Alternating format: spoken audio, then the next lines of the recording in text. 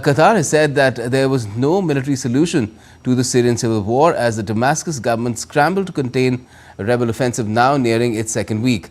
The gas-rich Gulf state, which has remained an outspoken critic of Syrian President Bashar al-Assad, even after his rehabilitation by most other Arab countries, called for a negotiated settlement and aid and protection for civilians caught in the fighting.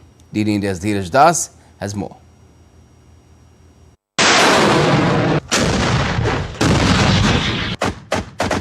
Fighters from a US-backed Kurdish-led coalition battled Syrian government forces in northeast Syria early on Tuesday, opening a new front for the President Bashar al-Assad, who lost Aleppo in a sudden rebel advance last week. Air strikes also targeted Iran-backed militia groups supporting Syrian government forces in this strategically vital region.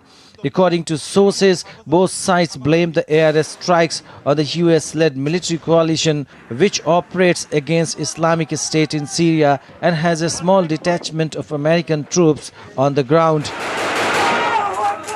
Meanwhile, rebels battled armed forces on Tuesday as they advanced towards the city of Hama in central Syria.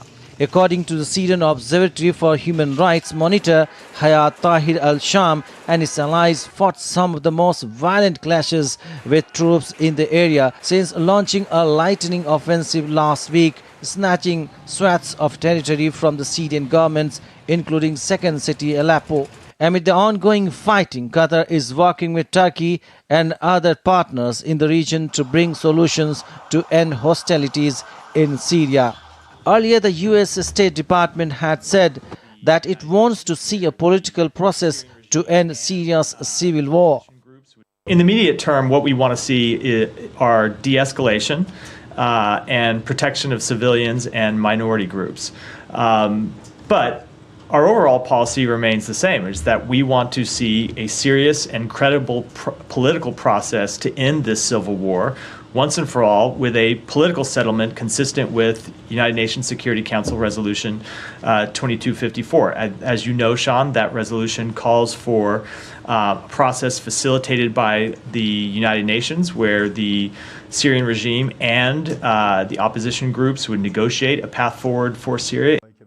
Voicing for peace in the region, Iranian President Masoud Pezeshkian said that Iran will do whatever it can to establish security and peace for the territorial integrity of all countries without specifying which country he was referring to.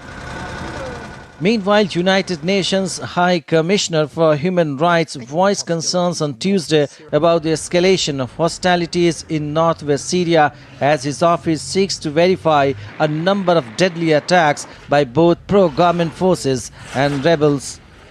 High Commissioner for Human Rights Volker Turk is extremely concerned about the escalation in hostilities in northwest Syria since the 27th of November, which further compounds the suffering endured by millions of civilians. We are verifying numbers.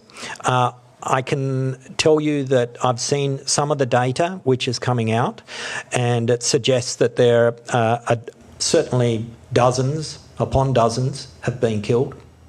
Syria has been at war since Assad's crackdown on democracy protests in 2011.